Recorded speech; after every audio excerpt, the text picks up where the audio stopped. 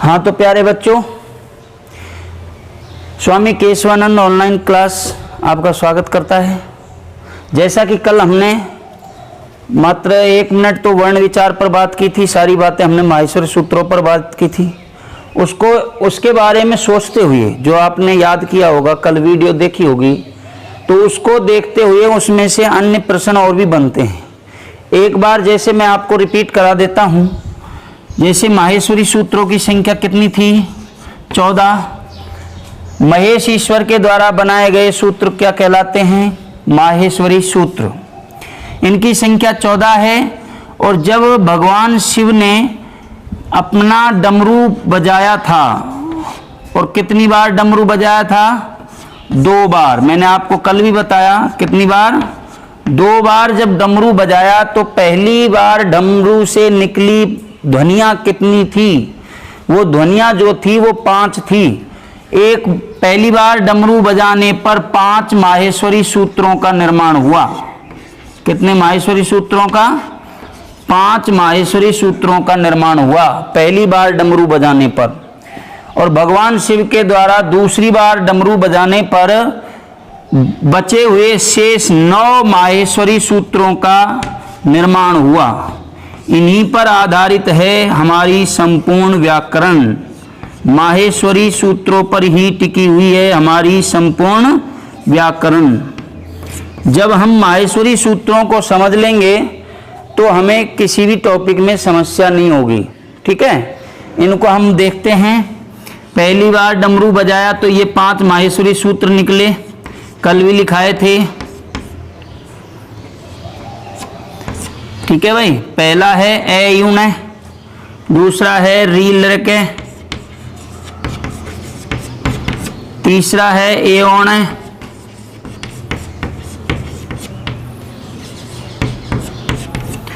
चौथा है आई ऊंचे, यहाँ पे मिस्टेक है, ए ओण है आई ऊंचे है, ये वेरेटे,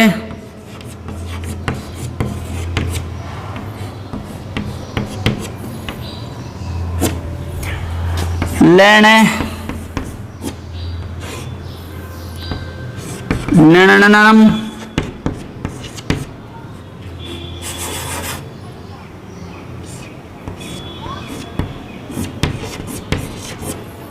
ये गलत है।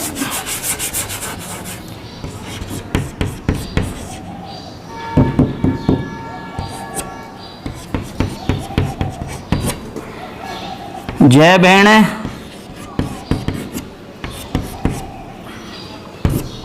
घटदश,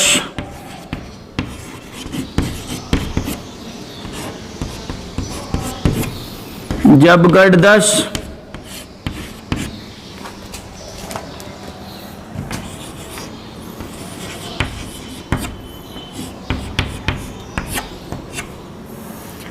खप छटत चटतव, खप छटत चटतव,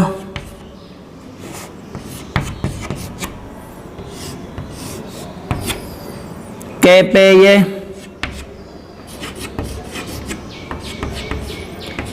से रे, और हल।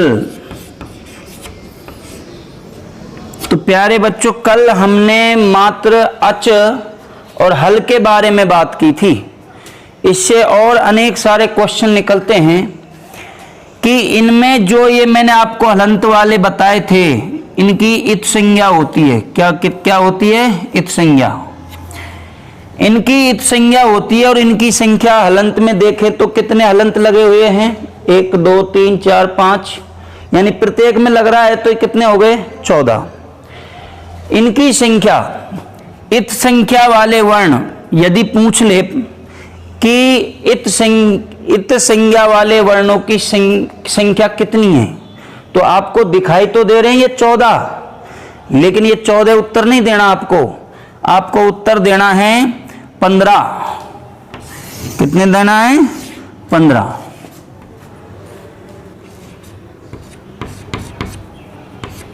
वर्णानाम इत संज्ञा वर्णों की, ऐसे वर्ण जिनकी इत संज्ञा होती है उनकी संख्या कितनी है?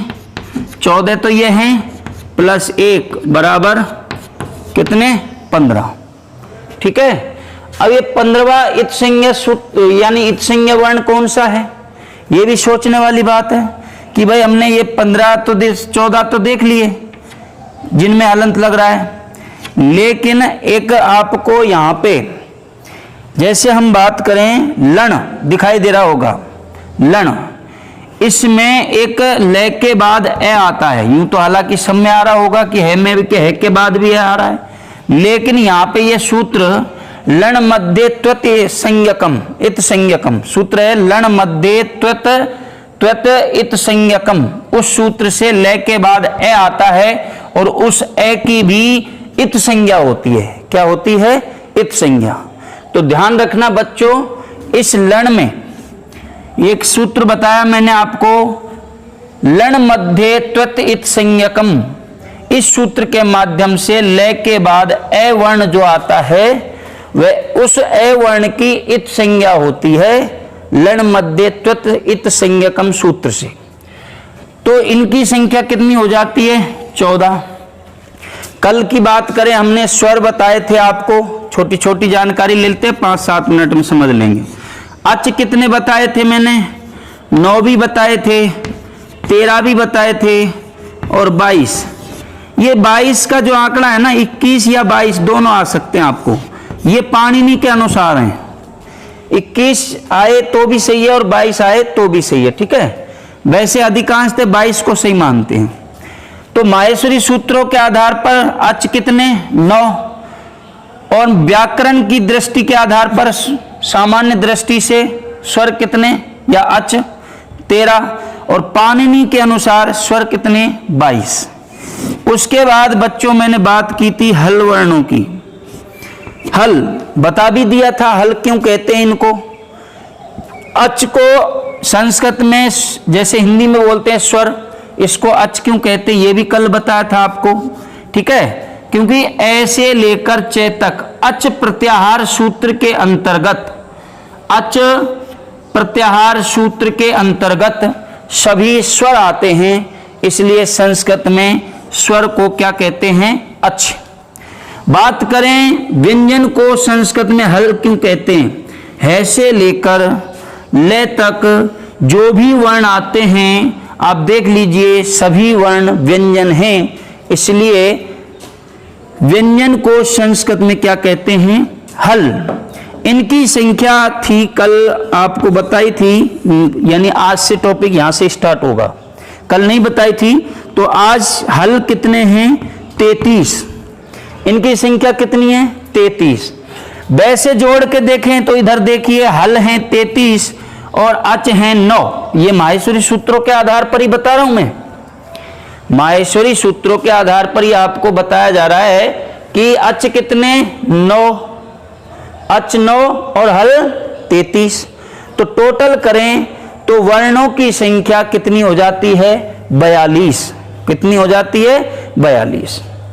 अब देखिए, ये यहां से लेकर तो यहां तक आपके हो जाते हैं अच। क्या हो जाते हैं? अच। और इनकी संख्या कितनी बताई कल मैंने आपको? 9। देखिए, इसके बाद इधर से यहां से ले लेते हैं, इसको मैं ऊपर ही लिखूं के, पर ये यही रहेगा। ठीक है, यहां से लेके और यहां तक देख लो, एक इसमें 5 और ऐड होगा, ये 5 नंबर का। ठीक है ना, नहीं हो जाएगा ये ऐड। ये सूत्र आपको लिखा रखा है माहेश्वरी सूत्र। 5 से लेके 14 तक जो भी वर्ण है ना, वो सभी तुम्हारे क्या कहलाएंगे? हल। इनकी संख्या कितनी है? 33। कितनी है? 33। तो 33 और 9 टोटल कितने हो गए? 42। अब हल की बात करें हम, तो हल में ध्यान दीजिए, आपने पढ़ा होगा, वर्णमाला पढ़ी होगी, के खे गे गे घे ने, लेकिन यहां डायरेक्टली हमें ये नहीं मिल रहा के खे गे गे घे ने। ध्यान दीजिए, कहीं मिल रहा होगा, देखो ये माहे पाणिनि के अनुसार ही बनाए हैं। वैसे तो उन्होंने जब रचना की है तो महेश ईश्वर के द्वारा बनाए, लेकिन पाणिनि ने इनकी व्याख्या की है, तो इनका पता कैसे लगेगा कि भाई कौन सा वर्ण कहां रखा है। देखो यहां पे बात करें, ये आपके हल हो गए 33। इसके बाद हम बात करें वर्णों की, तो वर्ण इसमें माहेश्वरी सूत्रों में यदि वर्ण पूछ ले, वर्ण हाँ, तो देखो 42 भी होते हैं, 43 भी होते हैं और 44 भी होते हैं। देख लो, वैसे 43 सही है, वर्णों की संख्या आ जाए तो 43 सही है, ये ध्यान रखना। पूछ ले माहेश्वरी सूत्रों में वर्णों की संख्या कितनी है, तो आपको उत्तर देना है 43। त्रिचत्वारिंशत्, 43 को क्या कहते हैं, त्रिचत्वारिंशत्, ठीक है, त्रि यानी 3, चत्वारिंशत् यानी 40। बात करें हल, इसमें आपको डायरेक्ट 33 नहीं मिलेगा, हो सकता है संस्कृत दे दे, तो 33 की संस्कृत क्या है, त्रित्रिंशत्, क्या है, त्रित्रिंशत्। 22 की क्या है, द्वाविंशति। 21 की क्या है, एकविंशति। 13 की क्या है, त्रयोदश। 9 की क्या है, नव। 9 की क्या है, नव। और माहेश्वरी सूत्रों की संख्या पूछे तो चतुर्दश, क्या बताओगे, चतुर्दश। मैं इनको लिख देता हूं 14, चतुर्दश का मतलब 14, 9 का मतलब नव, 13 को लिखें त्रयोदश। देखिए बहुत से बच्चे गलती कर जाते हैं, इनमें विसर्ग लगा देते हैं, ये गलती आपको नहीं करनी है। जब तक ये विसर्ग नहीं लगा हुआ है, जब तक तो है ये संख्या, क्या है, संख्या। और यदि आपने इनमें विसर्ग लगा दिया ना, तो ये हो जाएगा जैसे 13वां, क्या अर्थ हो जाएगा इसका, 13वां। 13 अर्थ नहीं होगा, इसका अर्थ होगा 13वां, ठीक है। 22 की बात करें हम, द्वाविंशति।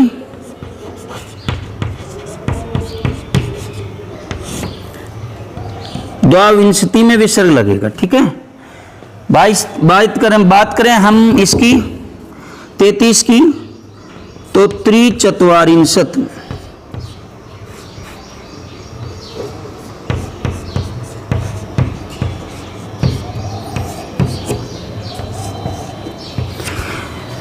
और बात करें इसकी 43 की, सॉरी 33 गलत लिख दिया मैंने,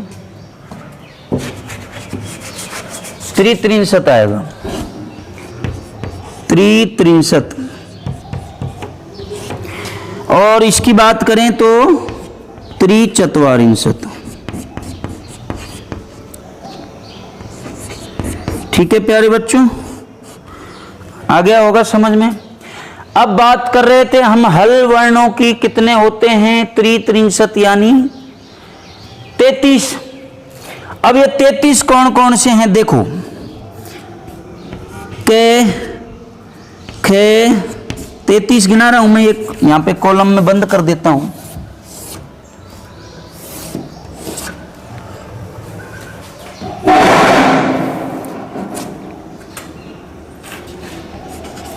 देखिए इसमें 33 वर्ण जो हैं, स्पर्श वर्ण, हाँ, स्पर्श वर्ण, हाँ, स्पर्श वर्णों की संख्या होती है बच्चों 25। कितनी, 25। और ये कैसे लेकर मैं तक, कैसे मैं तक, कैसे मैं तक, ये ध्यान रखना, आपने पढ़ा होगा बचपन में, के, खे, गे, घे, ने, चे, छे, जे, झे, ने, टे, ठे, डे, ढे, ने, ते, थे, दे, धे, ने, पे, फे, बे, भे, में, ठीक है। बाकी आपके आगे भी हैं ये 25 वर्ण, ये अब मैंने आपको अभी रिपीट कराए थे, कैसे लेकर मैं तक। अब वर्ग किसको कहते हैं, वर्ग वो होता है, जैसे मैं यहां पे लिख देता हूं क वर्ग, समझने की दृष्टि से देखिए, क वर्ग लिख देता हूं। अब वर्ग का मतलब है क वाली लाइन में जो भी 5 वर्ण हैं, वो जो भी वर्ण है 5, के, खे, गे, घे, ने, तो ये 5 वर्ण ही समूह के रूप में क्या कहलाते हैं, वर्ग। आ गया समझ में। ऐसे ही आपको कई बार मिलता है कु, चू, टू, पू, तू, इस तरह से मिलेंगे, कू चू टू पू टू। तो ये कू से मतलब है कै वर्ग, चू से चे वर्ग, टू से टे वर्ग, पू से पे वर्ग, टू से ते वर्ग। ध्यान रहेगा बच्चों, ये आपको समझने की दृष्टि से मैंने बताया था। ठीक है, वर्ग से मतलब बहुत से बच्चे समझते नहीं, वर्ग को वर्ण समझ जाते हैं। ठीक है, इसलिए बताया था मैंने। स्पर्श वर्ण हमने पढ़े कितने, 25, कैसे मैं तक। ठीक है, अब हम पढ़ेंगे अंतस्थ वर्ण। अंतस्थ वर्णः, अंतस्थ वर्णः, और इनकी संख्या है बच्चों 4। और अंतस्थ वर्ण यण, यण प्रत्याहार सूत्र के अंतर्गत आते हैं। यण की बात करें तो देखो अभी इसमें समझिए, यहीं से समझेंगे, इसीलिए दोबारा लिखा हमने। यह कहाँ है आपका, चलो इसको मैं मिटाऊं, ये कहाँ है, ये रहा। और न कहाँ है आपका, ये रहा, मैंने ऐसे ही लिखा, देखो यण, ये आपका ये रहा और न ये। तो इसके मध्य में जो वर्ण आ रहे हैं हलंत शब्द को छोड़ करके, हलंत इसमें लग रहा है, छोड़ दो इसको, हलंत इसमें भी लग रहा है, इसको भी छोड़ दो, तो कौन से वर्ण बचे, ये, वे, रे और ले। आ गया समझ में। तो इसके अंतर्गत वर्ण हैं ये, वे, रे, ले। क्लियर बच्चों। अब देखिए ये व्यंजन है, इसलिए मैंने हलंत लगाया, इसलिए मैंने क्या लगाया, हलंत। तो ध्यान दीजिए ये व्यंजन है, हम पढ़ रहे हैं हल, हल का मतलब व्यंजन। और अब यदि मैं हलंत नहीं लगाऊंगा तो इनमें स्वर छिप जाएगा, इसलिए इसमें व्यंजन भी होगा और स्वर भी होगा, ध्यान रखना। कितने हो गए आपके 33 में से, देखो 25 और 4 29, बचे कितने, 4। वो कौन से हैं, ऊष्म, ऊष्म वर्णः।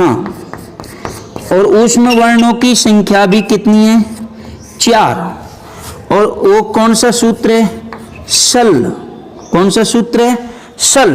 देखिए बात करें हम सल की, जैसे अभी मैंने समझाया था, से और ले, इसको मिटा देता हूं मैं, से लेकर ले तक सल प्रत्याहार सूत्र के अंतर्गत वर्ण आते हैं, से और है। तो प्यारे बच्चों इधर लिख दूं मैं यहाँ पे, ऊष्म वर्ण कौन कौन से हैं, से और है।